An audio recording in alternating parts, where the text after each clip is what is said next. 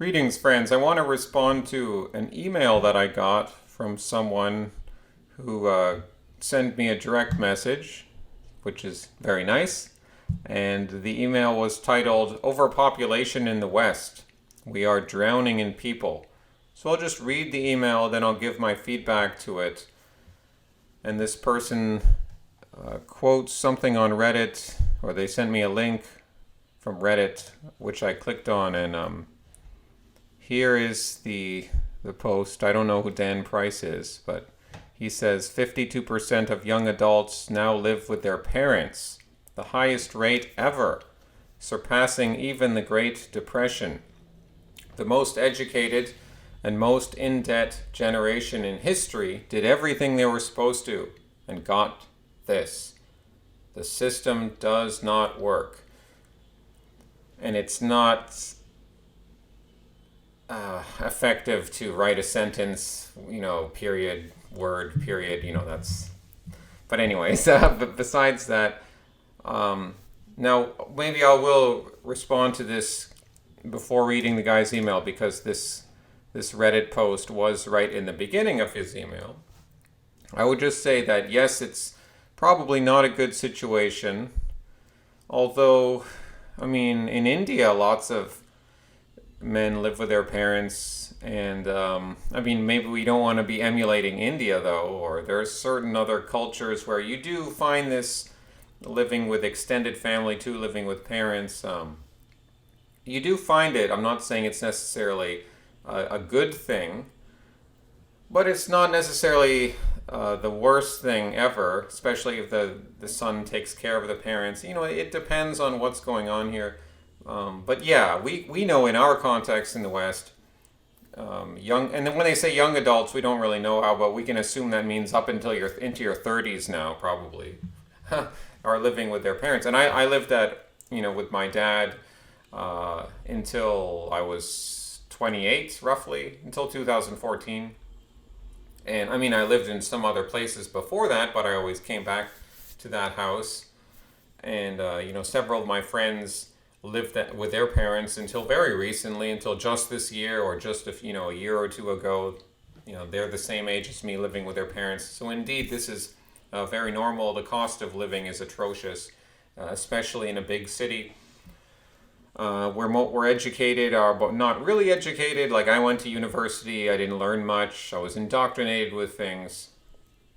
So that wasn't really going to prepare me to manage my own career and all that stuff. It could have, but you do what they're telling you to do when you're 18. You don't know what path you want to take in life. Some people do, but a lot of people don't, and that's how they end up getting into debt. Thankfully, I didn't have any student loan debt, but that's the sort of thing people can find themselves with.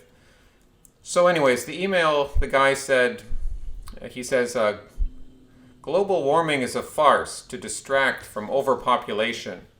Overpopulation is a big reason why a boomer's world looks so dissimilar to ours, and it will be even more so unrecognizable for the generation that come after us. I have been lucky enough to live in a detached house for a while. You have millions of Zs, who I guess he means Zoomers or Generation Zs, who will never know what it is like to even reference it, meaning what it's like to live in a detached house, like a separate, this traditional stereotypical house. They won't know what that's like. That standard will soon be gone, and it will be the norm to house share, or to share house forever, or live with your girlfriend, which is atheistic and immoral. Again, these are his words. I would pretty much agree with that. I'm trying to keep my feedback for the end here, but and he says, as I get older, I'm failing to see in which ways the West, in its current state, is so more advanced than every other continent. Richer, yes. More technology, yes. But a better way of life, I don't know. If your population have to struggle for housing, I think that's more important than anything. I bet the average third worlder has a detached home, albeit a bit run down. whilst the average first worlder is sharing, living with parents, living as a couple in quotations, or living off the government. That's the situation they're in. And a home is first and foremost your plot of land where you can be alone from the world in quiet, to be still and know God, not to be a communal area for everyone else.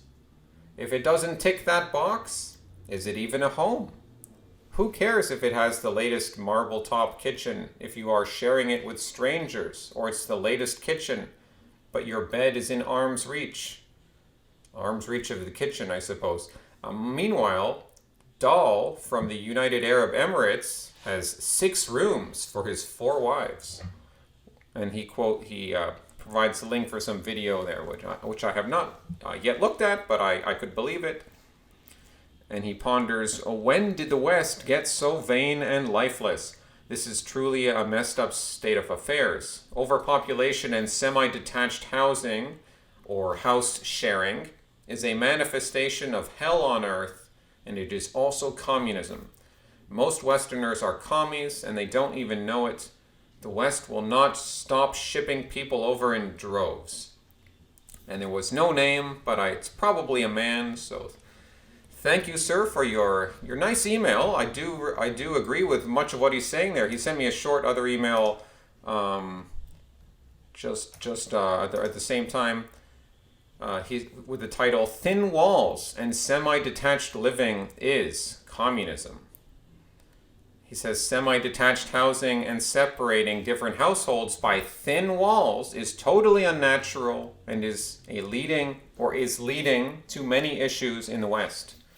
This is a hellish phenomenon, and it is a result of late-stage capitalism.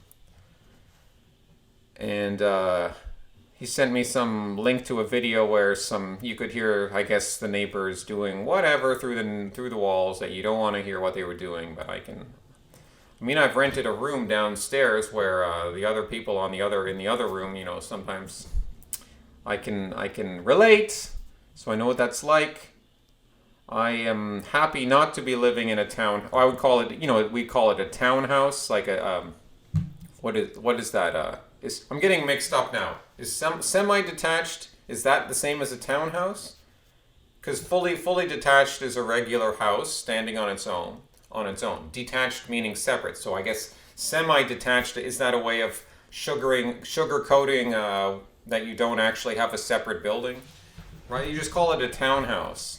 And even wealthy people live in townhouses in New York and probably in London, And yeah, it's like you got to hear the noises through the wall. I guess you can fix that with certain padding and soundproofing. But yeah, I get the idea. It's not ideal at all, and I agree. It is not natural. What is natural? That's a deep philosophical question. I shouldn't open that rabbit hole right here, but there's plenty about what we see in nature, including death itself, which is not natural. But I don't want to go in that direction here. So getting back to his main email, yes, global warming, as climate change, as they call it. I will be interviewing my friend Paul, one of my friends. I have different friends, Paul. He's going to talk about that more in an upcoming video. So I'm not going to comment on that right now. But yes, certainly, globalists are using it for their own purposes. Yeah, the West will not stop shipping people over in droves, and I would agree that cities are overpopulated. If we're looking at it from a Christian worldview, it's like be fruitful and multiply, and life is a good thing. We shouldn't abort babies. So in that sense, producing more human life is a good thing, but there's a lot of nuance and context. That doesn't mean just indiscriminate fornication, and it doesn't mean you should be doing it in the right context for the right reasons. And the overpopulation we're seeing is almost completely the result of mass immigration from second or third world countries. So the native Euro-Canadians or your people from European ancestry are, in most places in the West, like their numbers are declining. Their fertility rate is less than replacement level, which has to be 2.1 infants per woman. We're far below that. So would we have this overpopulation without mass immigration? Probably not. And there's something to be said for over time a population naturally. Well, naturally, what am I saying? But there are certain mechanisms where it can rise or fall, and come into a balance without any huge shock to the system. So that's what we would like to see ideally, but yeah, I agree. It does sort of manifest a kind of hell on Earth. I certainly feel that the city of Toronto is overpopulated. That's why, despite all, like people are leaving the city right now to get out, and I don't necessarily have a lot of sympathy probably for the people who are getting out, because a lot of them probably support lockdowns. I don't know. I could be wrong, but I get the idea. Like but this has been a problem even before all this stuff happened. I mean, all the immigrants, and it's just a crazy situation. It's not a healthy place to live in. So this guy's been lucky to live in a detached house. I was also lucky to grow up in a detached house in the suburbs. Not that the suburbs had their own problems. This spiritual emptiness of the suburbs. You can see how the malady which we find ourselves in now. I mean, if you looked at the suburbs, even when things were great, relatively speaking, in the 80s and the 90s, you could see that this is going to produce huge problems to come. And yeah, that's crazy. Like Zoomers growing up in a condo. Like imagine growing up in a tall building in the sky where everyone else is around you and you can smell them and they can smell you. So it's going to affect your psychology. You're more aware of what you can and cannot do. You don't have that sense of like, this is my family's land. This is our house. This is something we are proud of. It's like, no, we just have an interchangeable box that the corporate world gave us that could be flipped and some other hapless people could take it as they rotate us around and we'll work for some other corporation somewhere. And the bottom of the building will be Walmart or Target, and they will feed us, and maybe they will even manage our housing in the future. It will all be self-contained. But I want to do a separate video on condo living and why I'm cynical about it. So I'll leave that aside for now. But yeah, he was mentioning that, yeah, it'll be norm to house share. Yeah, of course. Or certainly, I mean, like if you get a house here, it's going to be tiny. If you get a detached freestanding house, like a regular house, it's going to be smaller and smaller and smaller. Let me make sure this video is still recording. Yes, it is. And that's what you see. If you want to live like on, oh my goodness, to live on an acre of land or 2 acres of land in Toronto, just for the lot, the size of the lot, you're going to have to cough up more than $10 million, I'm sure. Yeah, so we have better technology, but we're living like, I guess we're living better than we were in the Industrial Revolution. I mean, the first Industrial Revolution, where all the factory workers, they were living in some pretty bad conditions. But it's in some ways it's moving back to that. It's just maybe we have a bit better lighting and better ventilation, but yeah, the ingredients are still similar. It's a very depressing prospect to be living in these towers or even townhouses. There's townhouses, where I live, and I sometimes think the same thing. Like it's like, oh, you've got, different Portuguese families living in townhouses here, or maybe there's some Latinos, and wonder what that must be like. But I don't know what circumstances they came from, so they're just taking what they can get. So, and just to wrap this up here, the atheistic and immoral living with your girlfriend. Yeah, I mean, I don't know if it's automatically certainly if you have a Christian worldview, then the idea is if you're living with a woman, it should be your wife. So if you're not, then you haven't figured out what you're doing. So you should probably just figure that out. And therefore, you would be immoral if you're. There are universal truths, but again, I don't want to go, make this too much of a rabbit hole to go down here. Um, yeah, you need to have that land for yourself. It's the same reason you need to be close enough to the ground. Like I don't like to be too far. I like being on the second floor. That's a nice place to be. You still feel connected to the ground. You still have that sense of connection. I like to be able to go out on a walk normally. That's not hard. I don't have to pass some concierge or some security guard. I mean, in Colombia, in Bogota, when I was there in 2012, 2013, around there, like every building, a tourist or any middle class person on upwards in the social hierarchy, any sort of housing, which is a lot, a third of the city where you're living, you're automatically going to have to pass through gates and a security guard letting you in and out. Yeah, we're probably going to get there in the West as well. So you'll take all the bad things you've already described with this overpopulation, people, sharing, people not living in proper detached housing, and now we'll have walls with barbed wire or spikes or pieces of glass set in cement because that's I do agree with the developing world for all of its faults. Um, Outside of the big cities, which are hellholes, outside of that, you do have more freedom of movement and space.